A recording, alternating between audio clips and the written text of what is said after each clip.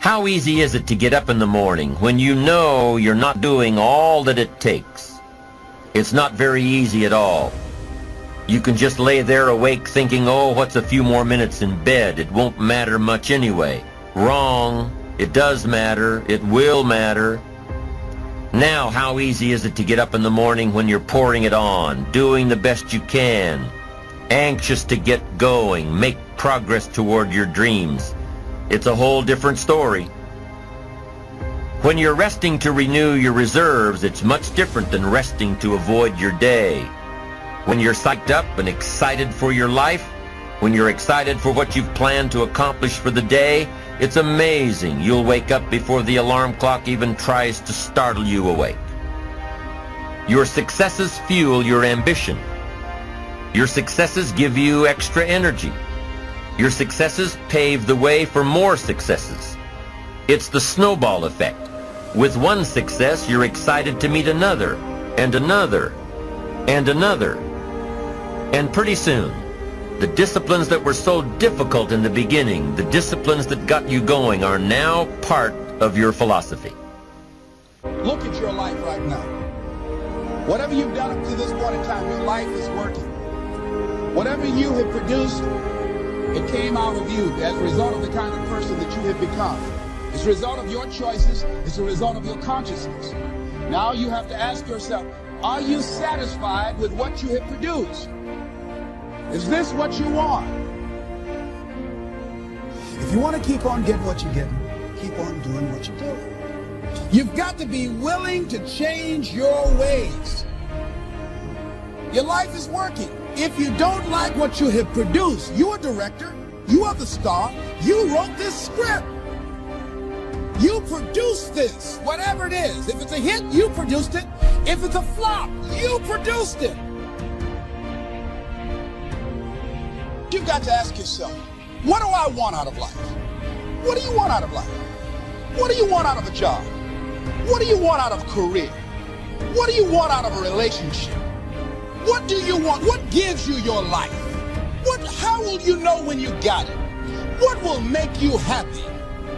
You need to know. You need to start asking yourself some questions. What do I really, really, truly want?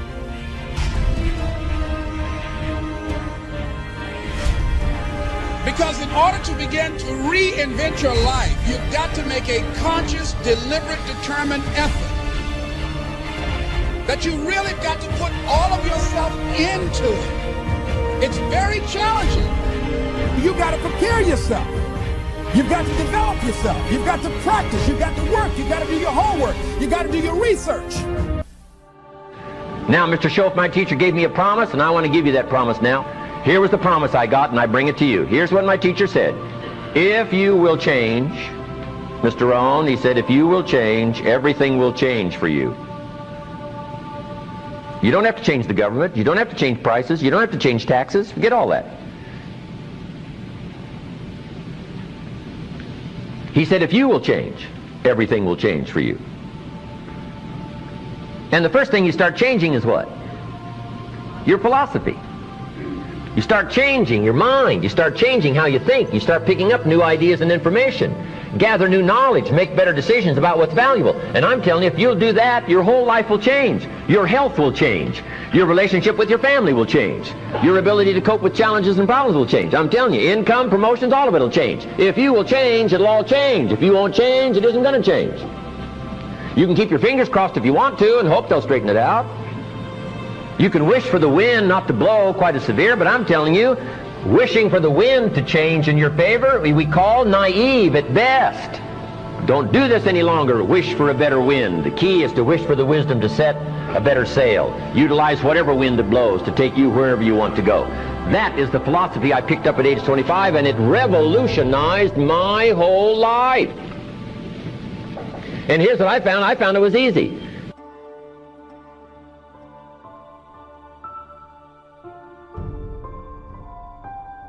Got to jot this down. My definition of easy, meaning something I could do. I figure if it's something you can do, it's easy. Now here's a parenthesis. Parenthesis, I worked hard at it. I found something I could do which was easy, but I worked hard at it. I got up early and stayed up late, worked hard that 6 years. But what I did was easy, meaning it was something I could do. You say, well, Mr. Rohn, if it was so easy, how come everybody else around you during that 6 years, how come they didn't get rich? Here's why. It's easy not to. How else would you describe it? That's it. You say, no. For all of the rest of them, it was hard for them and it was easy for you. That's not true. You couldn't debate me on that in front of this intelligent audience. So you've got the choice here today of one of two easies. Easy to or what? Easy not to. I can give you in one sentence how I got rich by the time I was 31. Here it is in one sentence. I did not neglect to do the easy things I could do every day for 6 years. Underline. I did not neglect. That's the key. I found something easy I could do that led to fortune, and I did not neglect to do it. Major reason for not having everything you want in America. Major reason for not having more of what you want in America. More health, more money, more power, more influence, more everything. Major reason why you don't get it. Simple answer. Neglect. Neglect. And here's the problem with neglect. It starts as an infection. And if you don't take care of it, it becomes a disease. And here's what else is the problem. One neglect leads to another. Neglect to do wise things with your money, you'll probably neglect to do wise things with your time. Neglect to do wise things with your time, you'll probably neglect to do wise things with your business. One leads to another, leads to another. Pretty soon, neglect has you by the throat, emptying your purse, emptying your heart, emptying all of your chances for equities and power and all the good things. Neglect. What if you should be walking around the block every day for your good health and you don't? I'm telling you, you're on the wrong track. You should do it, you could do it, you don't do it. That's called formula for disaster. All you've got to do is let that and a few other things accumulate for 6 years, and now you're driving what you don't want to drive, wearing what you don't want to wear, living where you don't want to live, doing what you don't want to do, maybe having become what you really didn't want to become. I'm telling you, that's it. Just neglect along, drift along, and it's got you by the throat. It'll take all your values, leave you with just a little bit of dust in a summer wind, and it'll soon be gone. I hope I said that well. That's it. It's where I found myself at age 25 until my teacher came along and said, Mr. Rohn, up till now you've messed up. Let's see if we can't clean that up, change it all. I did. Changed my life. Not just the money, all the rest of the values that came pouring in when I understood that it was me. It was me. So take the easy approach. This stuff's easy to figure out. Getting rich is easy. I teach it to teenagers. How to be rich by 40, 35 if you're extra bright. This stuff is not difficult. Greatness is about making things better. Greatness is about getting better. You know, when we were kids, Granny used to say, good, better, best. Never let it rest until your good is better and your better is best. You know, so for me, greatness is about nobody knows Eric Thomas. Nobody knows what I'm capable of. But I know what I'm capable of and getting better every single day. Never settling. Never saying, well, I got a PhD, so I'm finished. You know, I've got a few videos that went viral. Most people have never done that. I'm doing good. I wrote 3 books. I'm good. No, Eric, you know at the end of the day, when you lay your head down to sleep, you know when you've given your best. You know when you've gotten better. And greatness is challenging the today you and the future you, saying you can get better. If you're grinding on Monday, grinding on Tuesday, grinding on Wednesday, if you're grinding 6-7 days a week for a span of 5 or 6 years, something's got to come out of that. And I think if we would spend more time on what's my goal, you know, and meaning what do I need to accomplish in this day to live this lifestyle, and you go after it. And I'm not saying you shouldn't have goals. I just think that goals for people is too high on the priority list.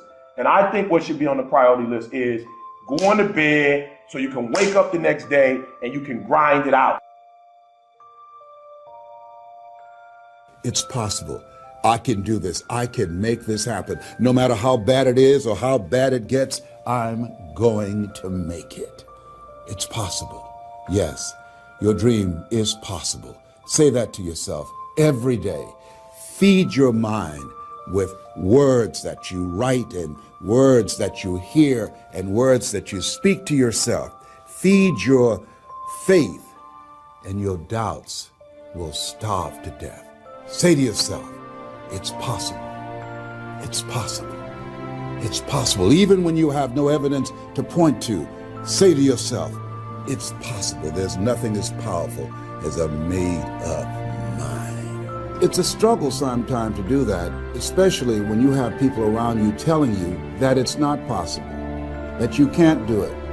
And they're constantly pointing out your failures of the past, constantly reminding you of all of the things that you don't have going for you. I'm reminded of the story of two little boys that were playing on some ice during the winter. And as they got further out on this ice, one fell through the thin ice. And so the little fellow that was still on top of the ice, he was trying to save his little buddy. And he couldn't reach him. He was trying to pull him. He could see him through the thin ice as he got further away from him, struggling. And he couldn't reach him, and he's trying to break the ice, and he couldn't do it. And he looked around, and he saw a tree in the distance, and he ran, and he got up on the tree, and he pulled and broke down an enormous-sized branch, and came back and savagely began to beat that ice, and broke it, and miraculously, he saved his friend. And when the paramedics came, and they were able to revive this little boy, they were scratching their heads. They're trying to figure this out. Said, how could this little pruny fellow go up in a tree and break off a branch this size and then come back and beat and break the ice and save his friend? They thought it was just miraculous. It was baffling. And an old guy who was there said, I can tell you how he did it. And they said, how? How did he do it? And he said, there was no one here to tell him that he couldn't do it. Whoa. What could you do? What could I do? What could all of us do if we did not have the naysayers in our lives? That we believe naively, like that little boy, that it was possible. What would you do if failure was not on the table?